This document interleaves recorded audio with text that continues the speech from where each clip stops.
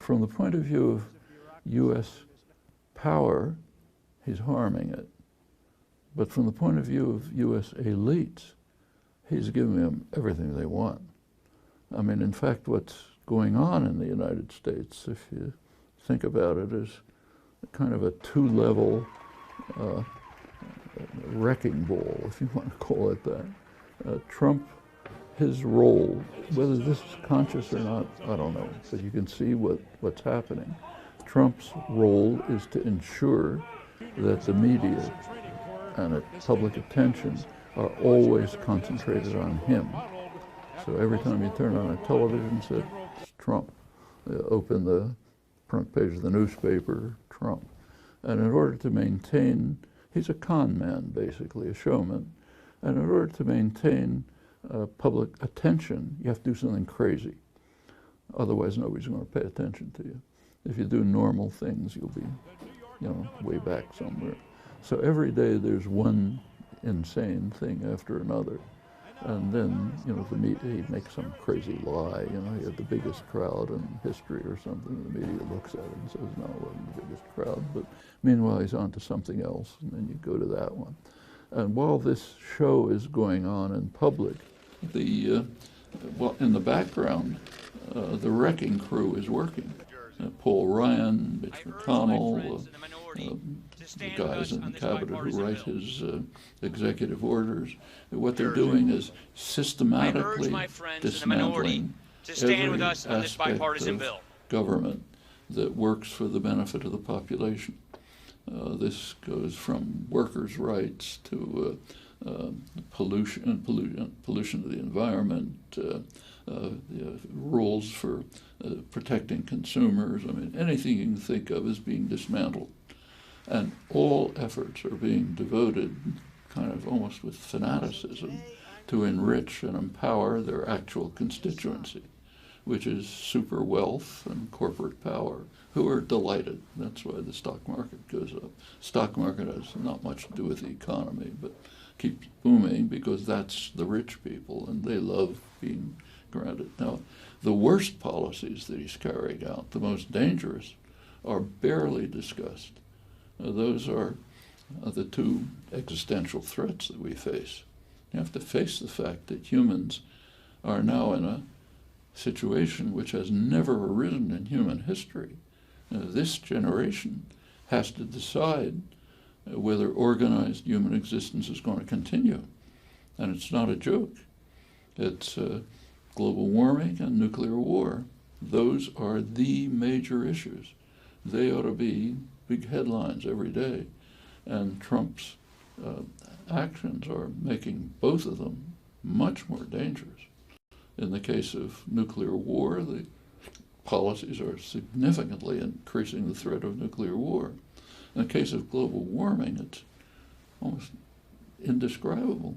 Not only has the U.S. pulled out uniquely, alone in the world, it's pulled out from the international efforts to do at least something about it. But beyond that, the Trump administration is going out of its way to increase the threat. Listen to his State of the Union address.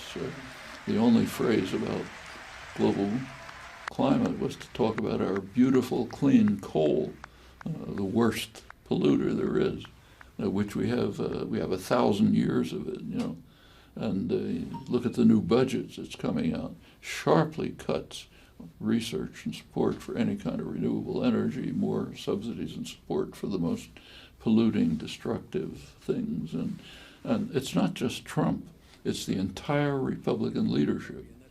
So if you look at the 2016 election, at the primaries, every single candidate, not a single exception, either denied that global warming is taking place or said maybe it is, but we shouldn't do anything about it, which I think is worse. They were called the moderates, like Kasich. And if you look at Trump himself, or say Rex Tillerson, Secretary of State, they know perfectly well that humans are causing global warming. In fact, Trump has golf courses all over. He hasn't built a wall in Mexico yet, but he's building walls around his golf courses to make sure that the sea level doesn't destroy them. Rex Tillerson was CEO of ExxonMobil. Since the 1970s, scientists at ExxonMobil have been, we now know they've been made public, forced to be made public. They've been producing severe warnings to the leadership about the effect of the use of petroleum on destroying the environment. So they all know about it, but they're not doing anything about it, which is a level of criminality that is almost hard to find words to describe. I mean, here are, educated, well-off, rich people, upper elite, who know that what they're doing is destroying the prospects for organized human life, and do it anyway because they make more profit tomorrow. Can you think of an analog to that in human history? I really can't. I mean, I've said sometimes what's considered an utterly outrageous comment that today's Republican Party is the most dangerous organization in human history. Sounds outrageous, but think about it for a moment. I mean, Hitler didn't intend to destroy the prospects for human existence. Attila the Hun didn't intend that. Nobody has. But that's what these guys intend. And it's not ignorant, uneducated, religious fundamentalists, whatever you want to blame people. These are the most educated, best supported people in the world. And they're doing this eyes open because you can make more profit tomorrow. It's hard to imagine anything like it. And it's not just my opinion. Take, say, the Bulletin of the Atomic Science, the Doomsday Clock, famous Doomsday Clock. It's set up by the Bulletin of Atomic Scientists since 1947.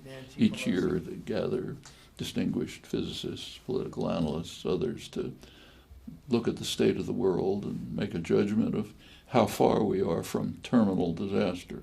Midnight is terminal disaster. In 1947, the clock was set 7 minutes to midnight after the atom bomb. Moved up and back since.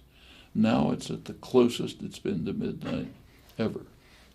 They just moved it to 2 minutes to midnight. That's where it was in 1953, when the U.S. and later the USSR exploded thermonuclear weapons, which could totally destroy the world. So it went to 2 minutes. Now it's back to 2 minutes.